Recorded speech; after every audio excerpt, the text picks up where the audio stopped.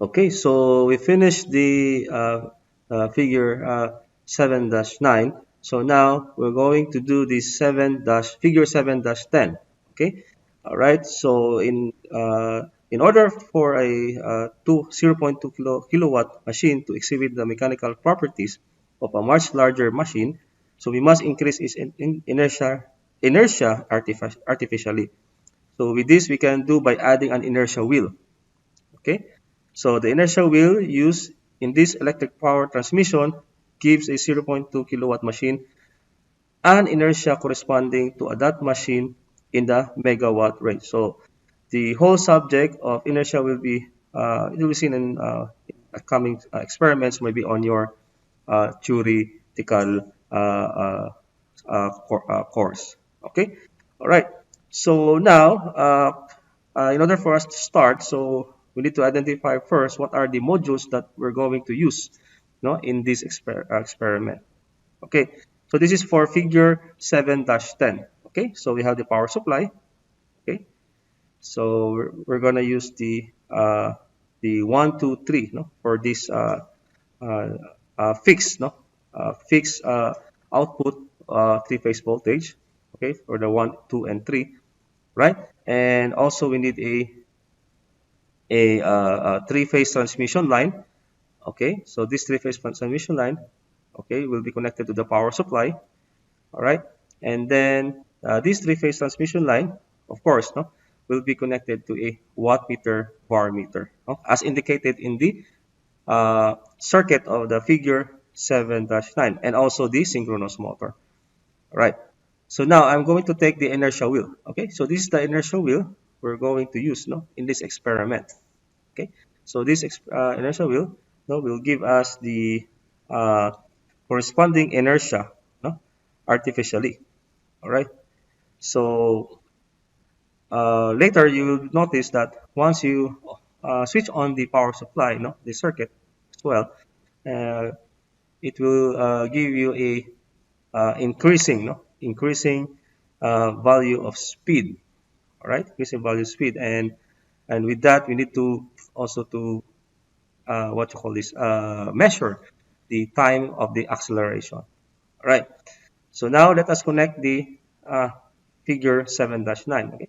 So connect this power supply to the three-phase transmission line, directly. So one, 2, and 3. So connected to the also to the 1, and 2, and 3 of the three-phase transmission line. Okay. So let us connect.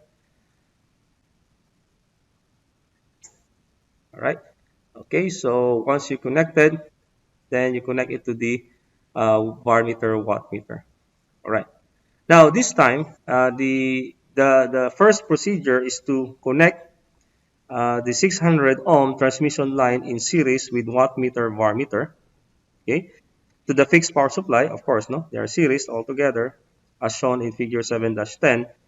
Then we're going to measure the E, P, and the Q. Okay, the voltage, the power, real power, and the reactive power in an open circuit.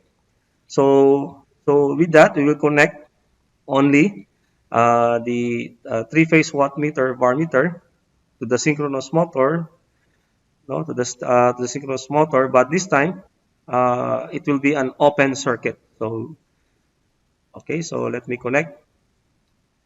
Okay, where's the synchronous motor? Okay, all right. So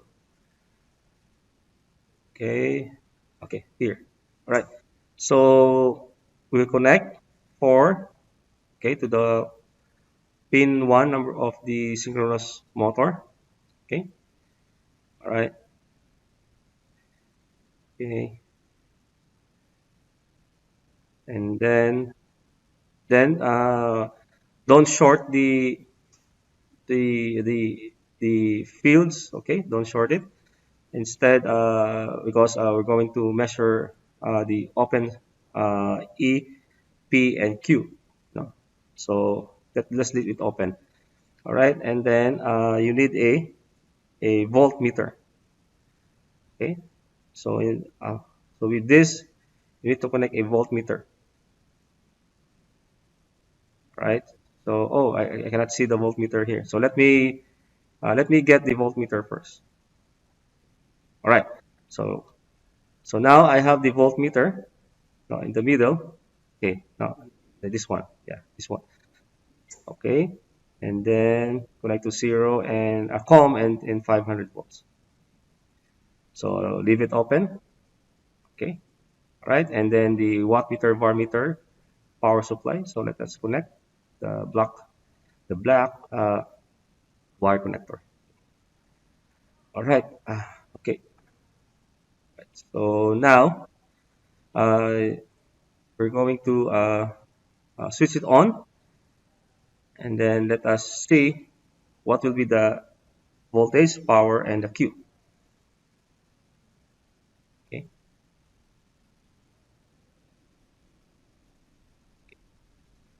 Switch on. Okay. Of course, no, the motor will not start. No, will not rotate because it's an open circuit. Okay. So the powers will be zero. Okay. P and Q will be zero. Right. Okay. Let's switch off. Now this time we will add the first we'll connect the synchronous motor stator. Okay, connect the stator of the three-phase synchronous motor to the end of the transmission line. Okay, so let's connect this one all together so to give us the.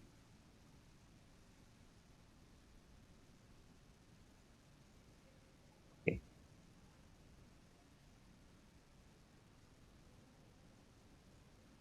all right. Okay, let us wait for a moment. I read the instruction. Okay, now let us open the panel. Okay, let's open the panel and put on the inertia wheel. So let me take the inertia wheel. Okay, so this inertia wheel will be inserted, no, in the motor. Okay, there's a small uh, pin. Then you need to put it inside to that hole. Okay, and to lock it and use that a screw. Okay, so let me put it.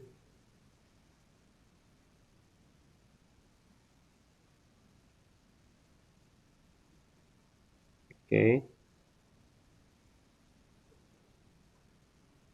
all right.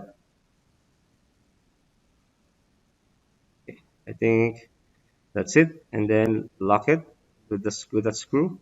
Okay, and then put it back. All right. Okay, now we are ready to do the experiment. Okay, so but basically, no, the synchronous motor is it's more likely it acts like an induction motor. All right. Anyhow, no. So the principle behind it is to uh, to to let us see if the transmission line can handle the when can handle the power capacity. Okay.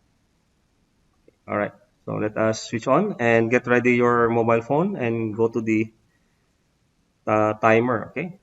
Once you switch on, then start the time. Okay. Start the time. All right. And it will slowly rotate, rotate, and rotate. Okay. And until it will accelerate to this its maximum speed. Okay. Right. So once you are seeing that now it's in the maximum, very fast, and you can stop now the timer. Okay, and get the results. Okay, get the results and switch on.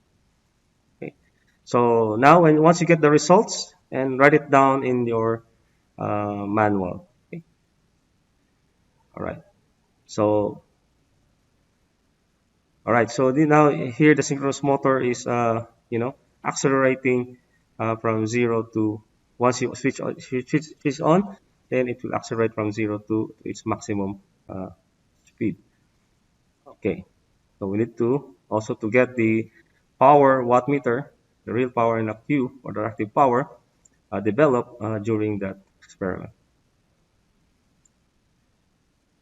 All right, so now, so this is the we will stop here because we already done three circuits. Okay, so we done the parallel lines, the transformers, no, the delta to y to delta, and the last one is the power handling capacity experiment. Okay, all right, okay, that's it. Thank you.